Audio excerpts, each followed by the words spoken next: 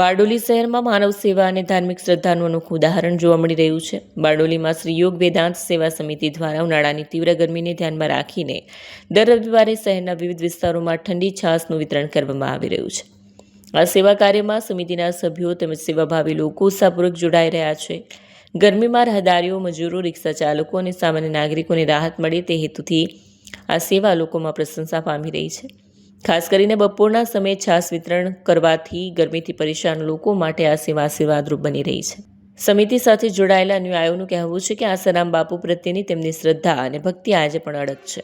આ પ્રસંગે સમિતિના આગેવાનોએ જણાવ્યું હતું કે માનવ સેવા જ સાચી સેવા છે। બારડોલી શહેરમાં આ પ્રકારની પ્રવૃત્તિઓ સમાજમાં સકારાત્મક સંદેશ ફેલાવી રહી છે।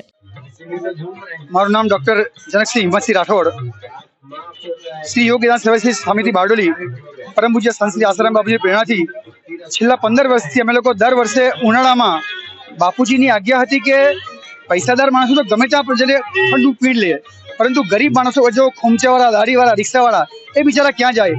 એટલા માટે બાપુજીની આજ્ઞા હતી કે ભાઈ દરેક સાધકોએ ઉનાળામાં છાશ વેચવી જોઈએ।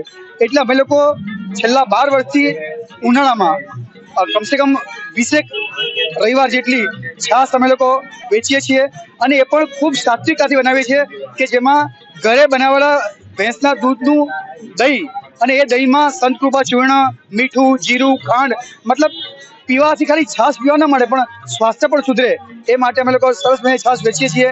હમણાં ઉપવાસ ચાલે છે, ઉપવાસ માટે અલગ પણ છાશ બનાવે છે, પરંતુ ખાસ એવા લોકો માટે કે જે લોકોને જરૂર છે એના માટે આ છાશ વેચીએ છીએ અને બાપુજીની પ્રેરણાથી ખૂબ આનંદ સેવા કરવામાં આવે છે।